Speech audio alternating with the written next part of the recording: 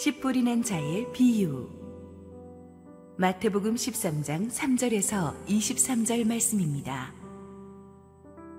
예수께서 비유로 여러 가지를 그들에게 말씀하여 이르시되, 씨를 뿌리는 자가 뿌리러 나가서 뿌릴새 더러는 길가에 떨어지매 새들이 와서 먹어버렸고, 더러는 흙이 얕은 돌밭에 떨어지매 흙이 깊지 아니하므로 곧 싹이 나오나 해가 돋은 후에 타서 뿌리가 없으므로 말랐고, 더러는 가시떨기 위에 떨어지매 가시가 자라서 기운을 막았고, 더러는 좋은 땅에 떨어지매 어떤 것은 100배, 어떤 것은 60배, 어떤 것은 30배의 결실을 하였느니라. 귀 있는 자는 들으라 하시니라. 제자들이 예수께 나와 이르되, 어찌하여 그들에게 비유로 말씀하시나이까? 대답하여 이르시되, 천국의 비밀을 아는 것이 너희에게는 허락되었으나 그들에게는 아니 되었나니, 무릇 있는 자는 받아 넉넉하게 되되 없는 자는 그 있는 것도 빼앗기리라. 그러므로 내가 그들에게 비유로 말하는 것은 그들이 보아도 보지 못하며 들어도 듣지 못하며 깨닫지 못함이니라. 이사야의 예언이 그들에게 이루어졌으니 일러스되, 너희가 듣기는 들어도 깨닫지 못할 것이요 보기는 보아도 알지 못하리라.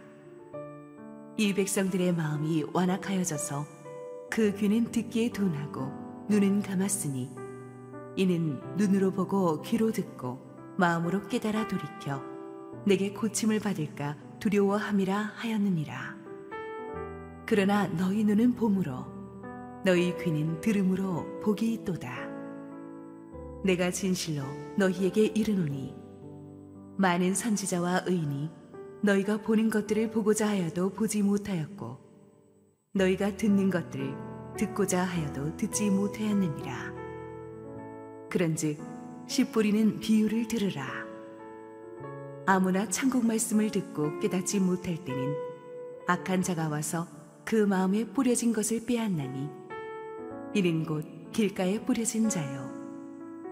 돌밭에 뿌려졌다는 것은 말씀을 듣고 즉시 기쁨으로 받되, 그 속에 뿌리가 없어 잠시 견디다가 말씀으로 말미암아 환난이나 박해가 일어날 때에는 곧 넘어지는 자요. 가시떨기에 뿌려졌다는 것은 말씀을 들으나 세상의 염려와 재물의 유혹에 말씀이 막혀 결실하지 못하는 자요. 좋은 땅에 뿌려졌다는 것은 말씀을 듣고 깨닫는 자니, 결실하여 어떤 것은 100배, 어떤 것은 60배, 어떤 것은 30배가 되느니라 하시더라. 할렐루야. 우리 하나님께 감사와 영광의 박수 올려드리겠습니다. 축복된 주일, 우리 실시간 현장 예배에 나오신 성도님들과 실시간 온라인 생방송으로 함께하고 계신 국내 모든 성도님들에게 주의 은혜가 충만하게 임하기를 축원합니다. 우리 함께 기도하시고 말씀 보겠습니다. 아버지, 은혜를 감사합니다. 부족한 종을 오늘도 감추시고 우리 귀한 성도들에게 살아있는 생명의 말씀 주시옵소서. 예수님 이름으로 기도했습니다. 아멘. 지난주로서 교회 시리즈 설교를 마무리하고 오늘부터는 작년 가을에 하던 예수님의 비유 설교 시리즈를 재개하도록 하겠습니다. 오늘 우리가 다루고자 하는 내용, 씨 뿌리는 자의 비유는 사실 예수님의 모든 비유들 중에 기본이라고 할 수가 있습니다. 오늘의 비유에서 나오는 씨 뿌리는 사람은 하나님이시고 씨는 하나님의 말씀입니다. 이 말씀의 씨가 뿌려진 땅은 듣는 사람들의 마음밭이라고 할 수 있죠. 우리는 하나님의 말씀의 씨의 품질은 최상급임을 믿어야 합니다.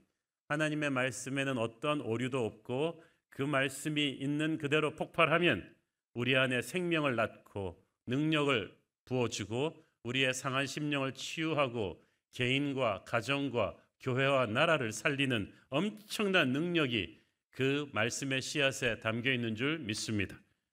문제는 그 말씀의 씨앗을 받는 사람들의 마음밭이죠. 이 마음밭의 상태에 따라서 우리가 그 말씀에 어떻게 반응하는가가 결정이 되고 거기에 따라서 말씀의 결말이 결정이 됩니다. 말씀이 좋은 마음밭에 떨어지면 엄청난 열매를 맺는데 이것이 좋지 않은 마음밭에 떨어지면 그냥 안타깝게 사장되어 버립니다. 그래서 예수님께서는 이 말씀이 떨어질 이 마음밭, 우리의 마음 상태를 굉장히 중요하게 생각하신다는 것을 우리가 이 비유에서 알 수가 있죠. 오늘의 본문에서는 먼저 잘못된 세 가지 마음밭이 소개가 됩니다. 첫째는 씨가 길가에 뿌려진 경우입니다. 이 길가란 밭과 밭 사이에 난 길인데요. 처음에는 좋은 땅이었는데 사람들이 워낙 많이 밟고 다녀가지고 굳어버린 땅입니다. 그러니까 딱딱해서 씨가 파고들지 못하고 그래서 그대로 길 위에 방치되어 있었더니 새들이 와서 냉큼 채워가 버렸죠. 둘째는 씨가 흙이 얕은 돌밭 위에 떨어진 경우입니다. 그런데 돌밭인 줄 몰랐어요, 아무도. 왜냐하면 겉으로는 흙이 덮여 있었으니까. 근데 조금만 씨가 뿌리를 내리려 그러니까 돌이라서 뿌리가 깊이 들어가지 못해서 결국은 뜨거운 태양열 앞에서 다 죽어버렸습니다. 셋째는 가시덤불 속에 떨어진 경우입니다. 이 경우는 흙도 좋고 돌도 없어서 처음에는 아무 문제 없이 뿌리를 내리고 잘 성장했는데 자라면서 억센 가시덩굴들이 더 이상 성장하는 것을 막아버린 것이 문제였죠. 오늘 이 세 가지 잘못된 마음밭을 먼저 살펴보고 싶습니다. 첫째는 길가에 떨어진 씨예요. 4절 읽습니다. 뿌릴새 더러는 길가에 떨어짐에 새들이 와서 먹어버렸고. 아까도 말씀드렸듯이 좋은 땅이었는데 사람들이 밟고 다녀가지고 딱딱하게 굳어진 것이 길가입니다. 그것은 무엇을 의미합니까? 처음에는 예수를 잘 믿던 모태신앙 이런 분들이었는데 세상 지식과 문화와 친구들을 너무 많이 접하면서 세상의 영향을 너무 많이 받았어요. 그래서 세상의 지식과 경험이 그들의 좋던 마음밭을 완전히 딱딱하게 만들어 버렸어요. 그래서 딱딱하다는 것은 말씀을 퉁겨내는 거죠. 흡수하지 못하고. 그래서 보니까 전도는 어렸을 때 하는 게 좋고요. 나이가 들수록 좀 자기 생각과 경험이 많아지면서 고집이 세져요. 마음이 강팍해지죠. 예수님도 믿은 지 오래된 분들이 오히려 마음이 강팍해진 것을 봅니다. 예수님의 말씀을 듣던 바리새인 서기관들은 몇 대째 하나님 믿는 집안이었는데도 종교성은 강했지만 영성은 약해가지고 자기 의가 너무 심해요. 그러니까 하나님의 말씀이 들어가지를 못한 거예요. 정말 안타까운 상황입니다. 고린도전서 2장 14절 육에 속한 사람은 하나님의 성령의 일들을 받지 아니하나니 이는 그것들이 그에게는 어리석게 보임이요 또 그는 그것들을 알 수도 없나니 그러한 일은 영적으로 분별되기 때문이라. 육에 속했다는 것은 너무 세상의 영향을 많이 받았다는 거죠. 여러분 조심하십시오. 교회 오래 다녔지만 TV 보는 시간이 말씀 보는 시간보다 길면 이게 굳어진 땅이 돼요. 기도하는 시간이 사람들하고 막 히덕거리는 시간보다 짧으면 이 말씀이 들어올 수가 없는 굳은 땅이 되어버려요. 그만큼 세상의 영향을 많이 받았다는 거죠. 오늘 여러분의 그 마음밭에 그 고집이 그 프라이드가 선입관이 깨지는 역사가 있게 되기를 바랍니다. 그래서 이 세상의 색깔이 죽어야 돼요. 교만한 마음을 버리고 우리가 하나님의 말씀 앞에 우리의 마음을 겸손하게 열어야 됩니다. 중요한 것은 시간이 별로 없다는 거예요. 여러분의 마음밭이 딱딱해서 말씀의 씨가 떨어져서 뿌리 내리지 못하면 좀 있다가 뿌리 내릴 때까지 기다릴 수 있어요? 그렇지 않아요. 새들이 와서 그걸 채가 버린다는 거죠. 마귀도 얼마나 타이밍을 잘 잡는지 몰라요. 4절에 보니까 새들이 와서 쪼아 먹는다고 했잖아요. 누가복음 8장 12절을 보십시오. 길가에 있다는 것은 말씀을 들은 자니 이에 마귀가 가서 그들이 믿어 구원을 얻지 못하게 하려고 말씀을 그 마음에서 빼앗는 것이요. 말씀을 그 마음에서 빼앗아 버린다. 여러분 돈 도둑보다 더 무서운 게 말씀 도둑이에요. 마귀가 말씀 도둑이에요. 왜 빼앗는가? 구원을 얻지 못하게 하려고 말씀이 절망에 빠진 우리의 삶을 구원하고 우리의 가정을 구원하고 교회를 구원하고 나라를 살린다는 걸 알기 때문에 마귀가 와서 뺏어버리는 거지. 말씀의 엄청난 잠재력을 하나님과 천사들 다음으로 잘 아는 게 아마 마귀일걸요. 그래서 우리가 하찮게 생각하는 이 말씀 듣는 시간은 마귀에게 있어서 완전히 전투 시간입니다. 어떻게든 우리한테서 그걸 뺏어가야 돼요. 4세기 후반에 이태리에 어거스틴이라는 청년이 있었습니다. 오랜 세월 어머니가 그를 위해 기도했지만 그는 도덕적으로 문란한 삶을 살았고 이교도 신앙에 접해서 방황하기도 했습니다. 그러던 어거스틴 앞에 어느 날 성경책 두루마리가 눈에 들어왔고 집어서 읽으라, take up and read 라는 어떤 하나님의 음성을 듣게 됩니다. 그리고 저도 모르게 그 성경책 로마서를 읽기 시작하는데 성령의 역사가 그에게 일어납니다. 그날 어거스틴이 회심합니다. 회심한 어거스틴은 훗날 기독교 역사상 서구 기독교 역사의 분수령이 되는 위대한 목회자요, 신학자요, 저술가가 됩니다. 그의 설교와 메시지는 수많은 왕들을 감동시켰고 수많은 기독교 교부들과 목사님들, 지금까지도 개신교 모든 신학자들은 어거스틴이 세워놓은 신학적 논리에 의해서 이단 세력을 타파하고 바른 신학을 성립하는 기독교 역사의 분수령이 되는 그 위대한 어거스틴이 단 한순간 하나님의 음성을 듣고 말씀을 읽을 때부터 변한 거예요. 마귀가 이 말씀의 잠재력을 알고 있어요. 그래서 제2, 제3의 어거스틴이 나오는 것을 막는 거예요. 그래서 총력을 기울여서 지금도 여러분이 말씀 듣는 시간에 이 말씀이 여러분 안에 깊이 뿌리 내리지 못하도록 도둑질해 가려고 합니다. 그래서 여러분 돈 도둑 맞는 것보다 더 무서운 게 말씀을 도둑 맞는 거예요. 왜냐하면 그 말씀을 도둑 맞지 않고 그대로 순종하고 묵상하고 뿌리 내렸으면 우리의 인생이 변하거든요. 엄청난 기적이 일어나거든요. 그러니까 여러분 말씀 도둑 맞지 않으려면 그 말씀을 집중해서 들으시고 아멘으로 받으시고 이 말씀을 여러분 가슴속에 깊이 새겨 넣으십시오. 그때 여러분 안에서 역사가 일어날 것입니다.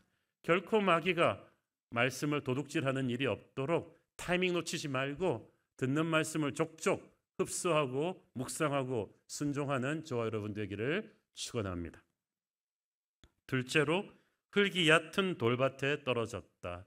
이게 좀 희한한 게 흙이 덮여있는 돌밭이기 때문에 사람들이 착각을 해요. 좋은 땅에 떨어졌구나. 그런데 그러니까 싹은 빨리 나겠죠. 그런데 뿌리가 흙 밑에 있는 돌 때문에 더 이상 깊이 들어가지 못하고 태양이 떠오르면 금방 시들고 맙니다.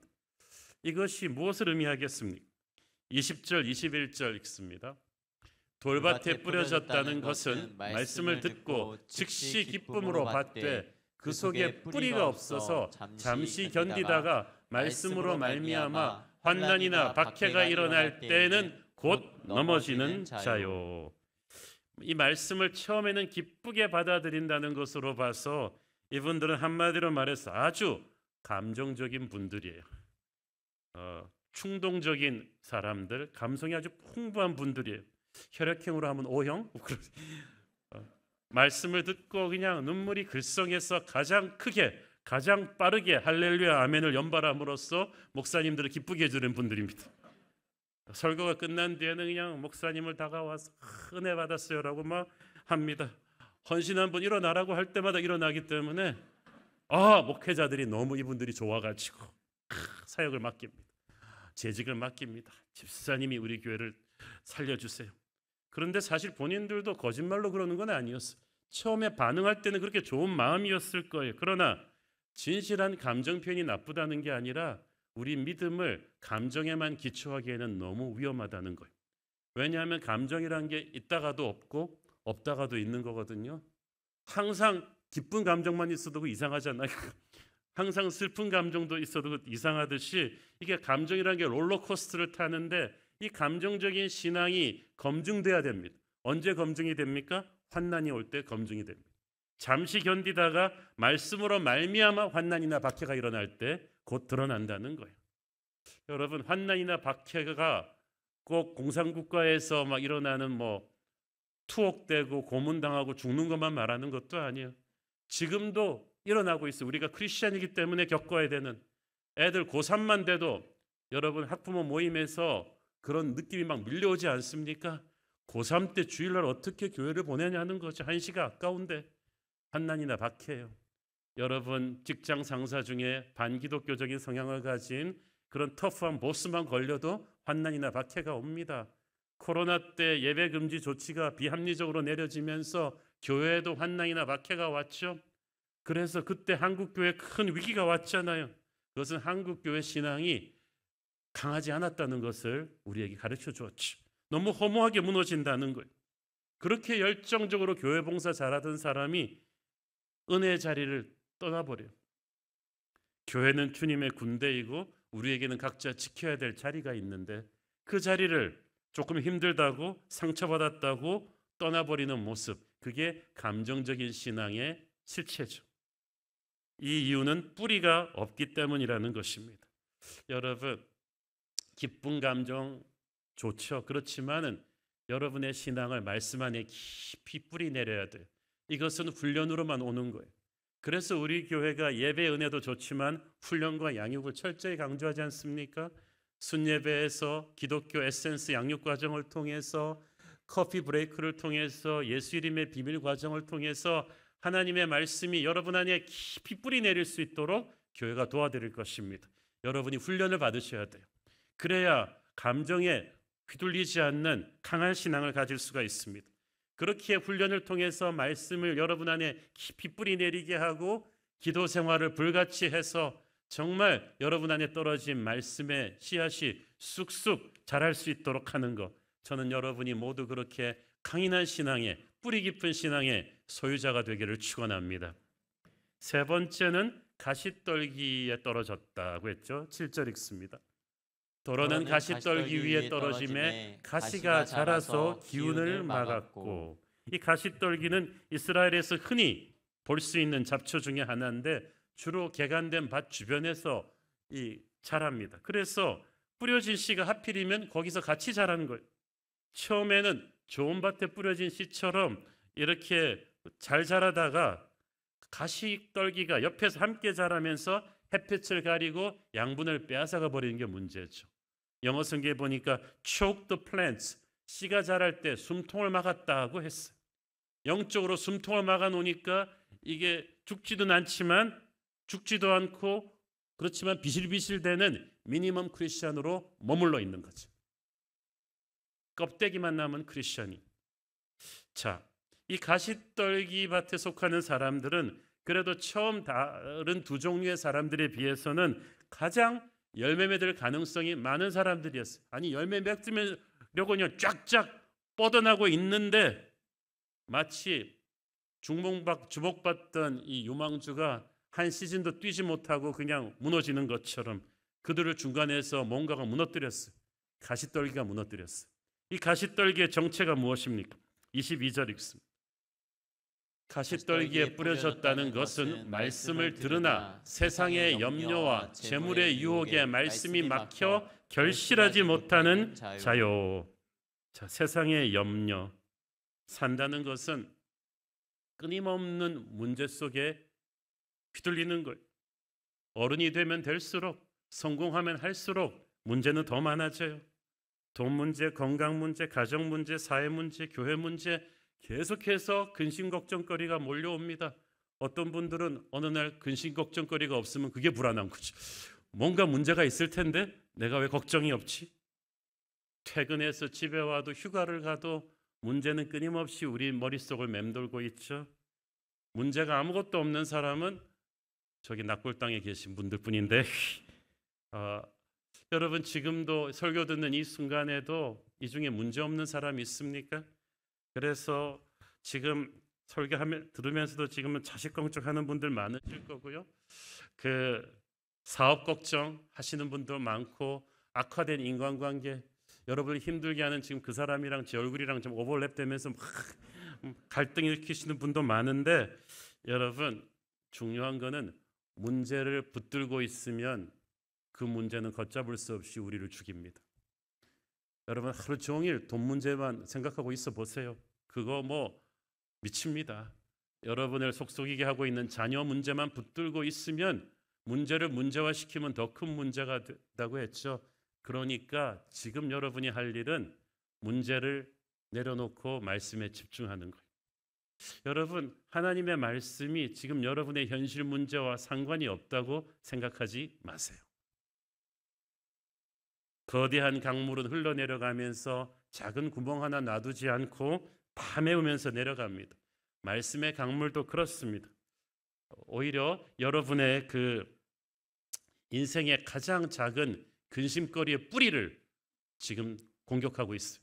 그렇기 때문에 여러분이 모든 소소한 문제들을 지금 내려놓고 하나님의 말씀의 임재 앞에 지금 깊이 들어간다면 여러분이 이야기하지 않아도 여러분이 괴롭히는 문제들을 하나님이 지금 만지시고 계신 줄 믿습니다. 그래서 여러분이 말씀의 시간에 그 모든 근심거리를 바로바로 기도의 테이블에 올려놓고 와야 돼요. 빌립보서 4장 6절 7절을 보십시오. 아무것도 염려하지 말고 다만 모든 일에 기도와 간구로 너희 구할 것을 감사함으로 하나님께 아뢰라. 그리하면 모든 지각에 뛰어난 하나님의 평강이 그리스도 예수 안에서 너희 마음과 생각을 지키시리라. 왜 문제를 해결해 준다고 하지 않고 마음과 생각을 지킨다고 하십니까? 왜냐하면 문제로 만드는 게 우리 마음과 생각이니까. 우리가 어차피 문제라는 게 우리 힘으로 해결이 안 되기 때문에 하나님의 손에 온전히 맡겨두고 이 말씀의 자리에 나옵니다. 그러면 이 말씀이 근본적인 치료를 합니다. 말씀이 내 영혼 속에 뿌리 내리는 것을 막는 두 번째 가시는 재물의 유혹이라고 했어요. 아주 성경은 클리어합니다. 수많은 교인들의 고민 중에 가장 독보적인 게 돈 걱정이죠. 지금도 여러분을 괴롭게 하는 모든 근심거리 중에 독보적인 1위가 돈 문제일 거예요. 예수님을 잘 믿어보고 싶은데 얼마나 많은 크리스천들이 재물의 유혹 때문에 숨이 막힙니까? 믿음이 조금 잘하려고 하다가 좌절시키는 게 이것이 재물의 문제인데 이게 꼭 가난할 때만 오는 게 아니에요. 희한한 타이밍이 옵니다. 신명기 8장 13절 14절을 보세요.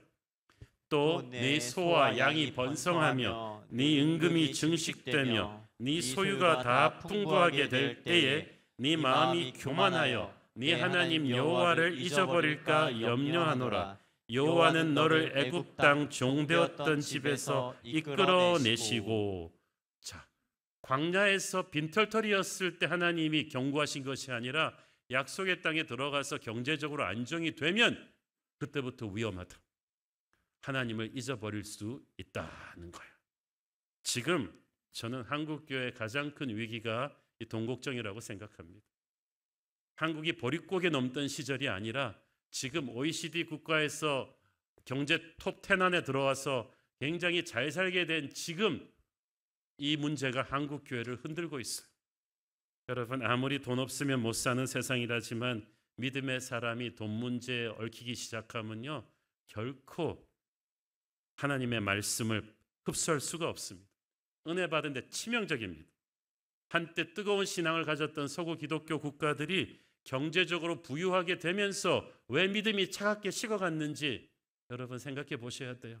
그래서 그 나라의 GNP 증가는 그대로 영적인 타락으로 이어진다는 것을 한국 교회도 이 점을 조심해야 돼요.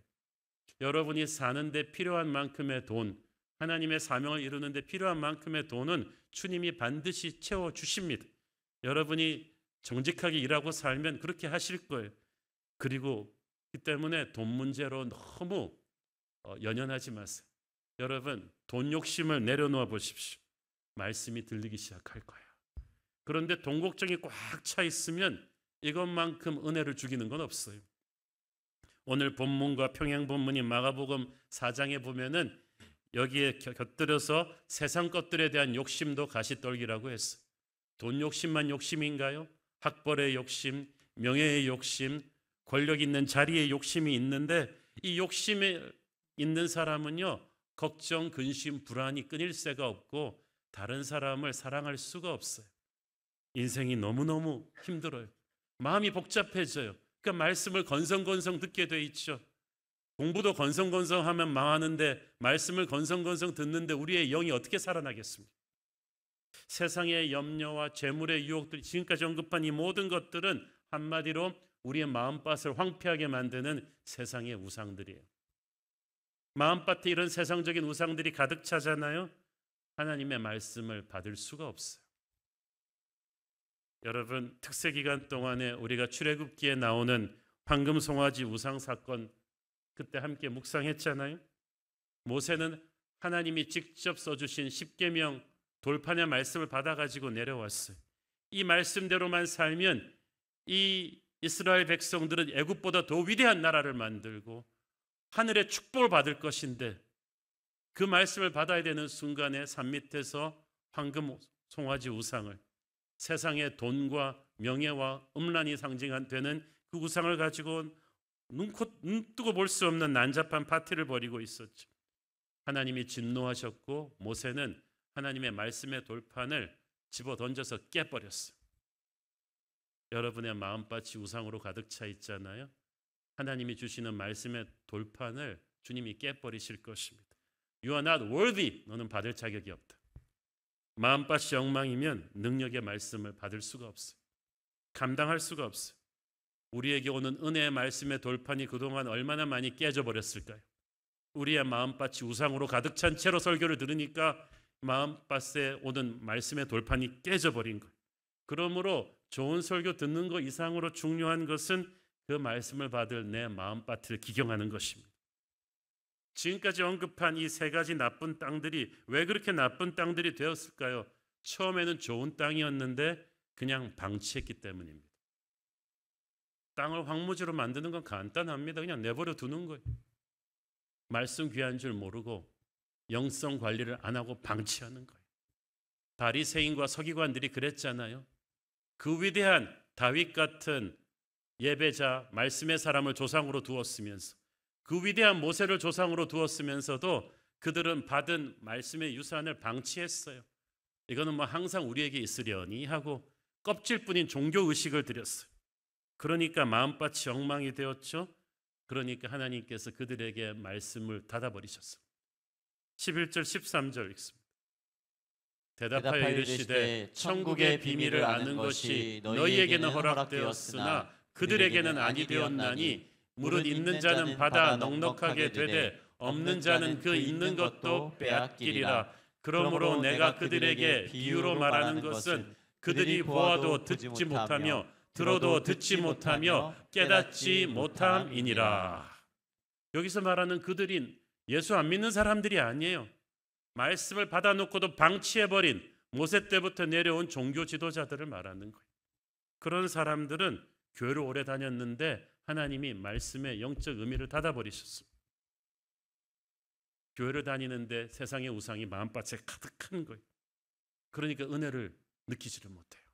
여러분이 지금 말씀을 듣고 은혜를 받고 있다면, 하나님의 위로와 지혜와 능력을 느끼시고 있다면 여러분은 복받은 사람인 줄 믿습니다.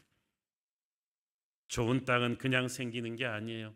처음에 나쁜 땅을 누군가가 땀을 흘려 기경했기 때문에 영적으로도 마찬가지입니다. 우리의 묵은 마음밭을 기경해야 돼요. 그래야 축복이 옵니다. 호세아서는 이스라엘이 그 망해가던 때, 완전히 우상숭배로 나라가 망해가던 때에 하나님이 호세아 선지자를 통해서 주신 말씀인데, 그때 어떻게 회복될 수 있는가를 하나님은 이렇게 가르쳐 주셨어요.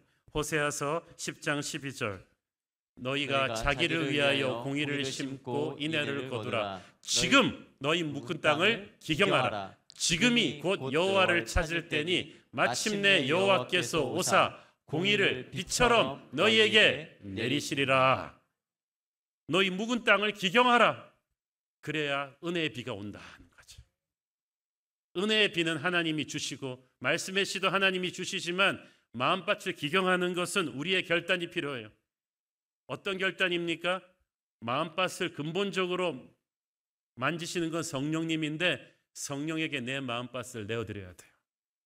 시간을 내어서 기도의 시간에 주님 앞에 달려가서 회개하면서 성령께 내 마음을 오픈하는 거예요. 특세 40일을 깨우는 것도 성령에게 시간을 드리는 거죠. 우리가 그렇게 마음밭을 기경하려고 몸부림치고 결단하고 성령 앞에 시간을 드릴 때 성령께서 역사하십니다. 때로는 사정없이 치고 부서뜨리고 어떤 마음밭은 갈아엎으실 텐데 괜찮아요. 그렇게 해서 강팍했던 우리 마음을 성령께서 연하고 부드럽게 만드십니다. 에스겔서 36장 26절 27절 또 새 영을 너희 속에 두고 새 마음을 너희에게 주되 너희 육신에서 굳은 마음을 제거하고 부드러운 마음을 줄 것이며 또 내 영을 너희 속에 두어 너희로 내 율례를 행하게 하리니 너희가 내 규례를 지켜 행할지라. 성령께서 마음을 기경하고 나니까 연하고 부드러운 마음이 되니까 말씀이 듣고 폭발하는 거죠. 순종할 수 있는 힘이 생겨요. 여러분 중에 지금 성령께서 말씀을 기경해야 될 분들이 있죠. 그동안에 그렇게 많이 말씀을 듣는데 왜 내 삶에 역사가 일어나지 않을까? 마음밭을 기경하지 않은 채로 말씀을 들었기 때문이에요. 그래서 그 좋은 말씀, 어떤 사람의 인생은 완전히 변화시킨 그 말씀이 내게서는 와서 다 새버린 거죠. 얼마나 억울합니까? 마귀에게 빼앗겨버린 거죠. 성령께서 여러분의 마음밭을 기경하시게 하십시오. 은혜와 기적이 시작될 거예요. 성령으로 마음밭이 준비되는 것만큼 감당할 수 있는 은혜의 말씀이 더 옵니다. 요한복음 16장 12절 13절 보세요. 내가 아직도 너희에게 이를 것이 많으나 지금은 너희가 감당하지 못하리라. 그러나 진리의 성령이 오시면 그가 너희를 모든 진리 가운데로 인도하시리니 그가 스스로 말하지 않고 오직 들은 것을 말하며 장래 일을 너희에게 알리시리라. 무슨 말이에요? 예수님이 더 말씀해 주고 싶지만 지금은 너희가 성령 받기 전이기 때문에 더 줄 수가 없다 하는 거죠. 그러나 성령을 받고 나서 주님이 말씀을 더 주셨을 때 어떤 일이 일어났나요? 그 갈릴리 촌 사람들이 전 세계로 다니면서 복음을 전하는 능력의 사도가 되잖아요. 여러분, 성령으로 마음밭이 기경되는 것만큼 하나님이 예비한 은혜의 말씀이 더 주어질 것이고 그것은 상상을 초월하는 기적의 세계를 여러분 앞에 열어줄 것입니다. 벽이 무너져 내리고 홍해가 갈라지는 어떤 여러분 인생의 브레이크스루가 일어나는 거예요. 8절 읽습니다. 더러는 좋은 땅에 떨어짐에 어떤 것은 100배, 어떤 것은 60배, 어떤 것은 30배의 결실을 하였느니라. 자, 여러분 순서가 기가 막히죠. 100배가 먼저 나와요. 제대로 되기만 하면 그냥 기본적으로 100배, 잘 못해도 60배, 30배. 여러분 장사할 때 보통 2배, 3배만 남기고 10배 남기면요 투자의 규제라고 합니다. 장사의 신이라고도 하죠. 그런데 이게 그 레벨이 아니라는 거예요. 기본적으로 100배, 60배, 30배 이건 무슨 말이냐? 너의 노력으로는 상상할 수도 없는 어떤 기적이 일어날 것이다. 좋은 밭에 말씀의 씨앗이 떨어지고 성령이 불붙일 때는 상상을 초월하는 역사가 일어난다는 거예요. 정말 그래요. 여러분이 아무 백도 없고 학연 지연도 아무것도 없어도 오늘 성령이 기경한 여러분의 마음밭에 말씀이 떨어질 때 이걸 아멘으로 받잖아요. 기적이 일어나기 시작합니다. 태초에 하나님께서 흑암과 혼돈 속에서 말씀과 성령을 주셨을 때 천지가 생겼잖아요. 무에서 유가 창조되는 거예요. 성경의 모든 믿음의 영웅들의 기적은 말씀을 받을 때부터 시작되었어요. 받은 말씀을 어떻게 반응하는가에 따라서 운명이 바뀌었어요. 아브라함은 갈대 우르에 사는 수많은 사람 중에 하나였지만 그에게 말씀이 임하고 그가 그 말씀의 씨앗을 낭비하지 않고 그대로 아멘으로 받고 순종했을 때 그는 믿음의 조상이 되었어요. 수천 년이 지난 지금까지도 온 세계가 기억하는 이름이었어요. 80노인 모세가 자기에게 떨어진 말씀의 씨앗을 아멘으로 받았을 때 그는 200만 이스라엘 백성을 약속의 땅으로 인도하는 위대한 기적의 지팡이를 들게 되었죠. 그의 후계자 여호수아가 그 말씀을 가슴에 품고 순종하며 전진했을 때 약속의 땅에 그 어떤 군대도 그와 싸워 이길 수는 없었어요. 말씀의 씨앗이 믿음의 사람의 마음밭에 떨어졌을 때 그 시작은 초라합니다. 정말 이게 될까 하는 그런 일들이 현실이 됩니다. 30배, 60배, 100배의 기적이 일어나는 거예요. 이 땅에 오신 하나님의 아들 예수 그리스도는 그 말씀이 농축된 말씀이 성육신 되신 분이셨어요. 예수님의 말씀은 살았고 운동력이 있는 좌우의 날선 검이었습니다. 그래서 예수님이 말씀을 선포하실 때 그것은 칼이었어요. 그 칼에 마귀들이 쫓겨나갔죠. 우리가 오늘 찬양했던 것처럼 예수님이 말씀하시면 물이 변하여 포도주가 되었고 예수님이 말씀하시면 죽은 나사로가 살아났고 예수님이 말씀하시면 거친 파도가 잠잠해졌으니 예수님 오늘 나에게도 말씀하셔서 변화시켜 주시옵소서. 그거죠. 성경 속의 기적을 바로 나한테 연결시킬 수 있는 포인트는 그 말씀을 믿음의 사람들처럼 나도 받을 테니 주님 내게도 역사하여 주시옵소서. 이걸 믿는 거예요. 자기만 변하나요? 5번 이혼하고 그 사회의 수치거리였던 사마리아 여인이 말씀 받고 변하니까 온 동네 다 전도해 버렸잖아요. 그 여인 때문에 사마리아 복음화가 시작된 거예요. 여러분의 말씀을 받고 변하면 여러분만 변하는 게 아니에요. 여러분의 가정과 동네와 그 지역이 진동하기 시작합니다. 말씀의 씨를 받아들인 사람 안에서는 놀라운 기적이 일어나죠. 어둠의 영이 떠나고 자살하는 생각이 끊어지고 술 담배도 끊고 욕도 하기 싫고 돈 욕심도 사그라들고 그 사람으로 인해서 배우자랑 가정이 변하기 시작하고 그리고 그런 사람들이 모여서 살아있는 교회를 만들고 그 교회가 국가의 운명을 바꾸는 거예요. 스코틀랜드, 독일, 스위스 같은 나라들은요 400~500년 전에만 해도요 완전히 무법자들의 나라였어요. 바이킹들의 나라였죠. 그런데 이 말씀의 씨가 떨어졌을 때 개인을 변화시키고 가정을 변화시키고 나라를 변화시키지 않아요? 하나님의 나라는 이렇게 말씀을 통해서 역사하는 거예요. 이사야서 55장 11절 봅니다. 내 입에서 나가는 말도 이와 같이 헛되이 내게로 되돌아오지 아니하고 나의 기뻐하는 뜻을 이루며 내가 보낸 일에 형통함이니라. 아멘. 하나님의 말씀은 헛되이 떨어지는 게 아무것도 없다는 거예요. 반드시 뭔가를 이룬다는 거예요. 이 말씀의 핵폭탄 같은 잠재력을 마귀가 알기 때문에 마귀는 여러분이 설교 듣는 시간이 영적 전쟁의 시간입니다. 완전히 비상입니다. 그래가지고 탁 달라붙어가지고 온갖 세상 염려와 근심들을 뿌리고 그래가지고 여러분에게 임하는 말씀이 뿌리 내리지 못하도록 도둑질해 가려고 하죠. 그래서 우리는 마치 말씀 듣는 시간은요 이 엄청난 상대의 태클을 제치며 골을 넣어야 되는 선수들처럼 마귀의 엄청난 방해를 뚫고 그 말씀이 내 안에 완전히 들어오게 하는 영적 전쟁의 시간이 이 싸움을 싸워야 돼요. 그만한 가치가 있어요. 내 인생이 운명이 걸렸거든요. 이 씨 뿌리는 농부 하나님께서는 좋은 땅이라고 믿고 아침부터 밤까지 땀 흘려 씨를 뿌리셨습니다. 혹자는 이 비유를 해석하면서 길가에 뿌려진 거, 돌짝에 뿌려진 것 이거는 씨 뿌리는 자가 실수한 게 아니냐? 아니죠. 씨 뿌리는 자는 모든 땅이 좋은 땅이라고 믿고 뿌리신 거예요. 보니까 확률적으로 4분의 1이잖아요. 4가지 밭 중에 하나니까. 그런데 하나님에게는 이게 굉장히 큰 확률이에요. 하나님께서는 가시덤불 바위가 있다는 걸 아시면서도 굶주린 새들이 말씀을 채가려고 노리고 있다는 걸 아시면서도 포기하지 않고 그때부터 지금까지 계속해서 뿌리고 계셨어요. 뿌릴 때마다 이 말씀을 받은 누군가가 어거스틴이 되고 모세가 되고 여호수아가 될 것을 기대하셨던 거예요. 저는 하나님의 말씀을 대언하는 목회자로서 늘 이 말씀에 내가 알 수도 없는 엄청난 잠재력을 기대를 하면서 선포합니다. 저에게 오래전에 등록하신 성도의 간증을 부분적으로만 읽어드리겠습니다. 새로운 교회에 제가 처음 올 즈음인 2011년 여름 저희 가정은 폭풍의 한가운데 놓여 있었습니다. 사업은 내리막을 걷고 있었고 사춘기를 지나던 아들과의 관계는 극도로 나빠졌고 이로 인해 우리 부부간의 갈등도 최고조에 올라였던 시기였습니다.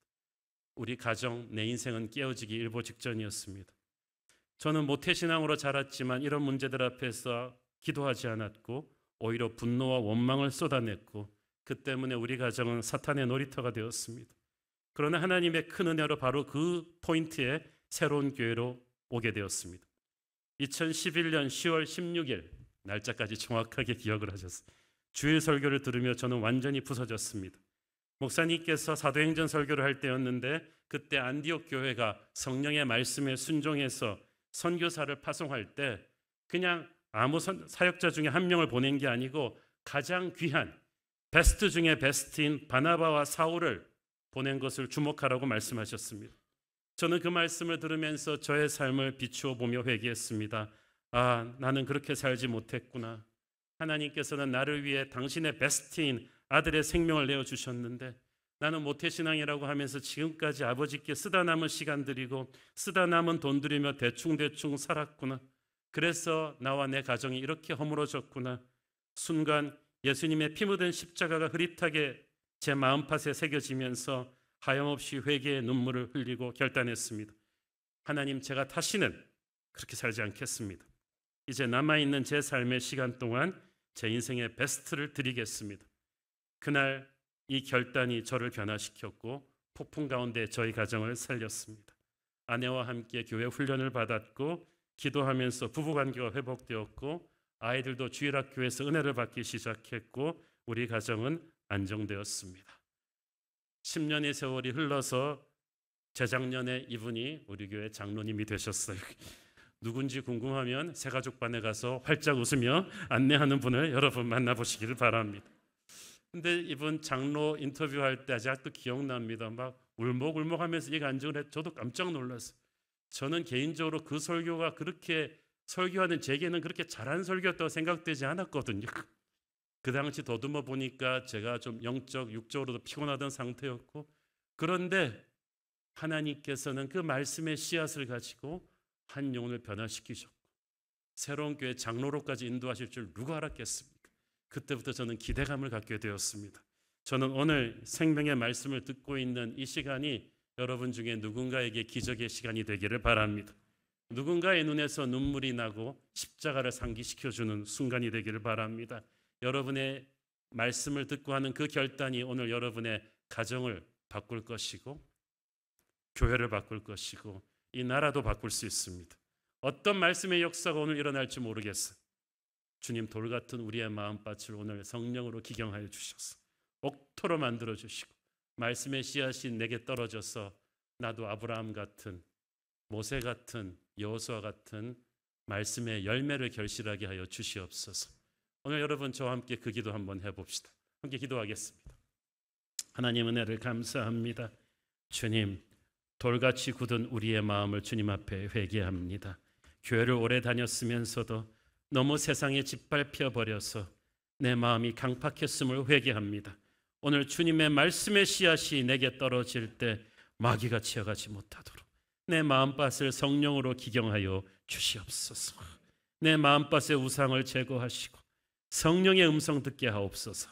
예수님 이름으로 기도했습니다. 아멘.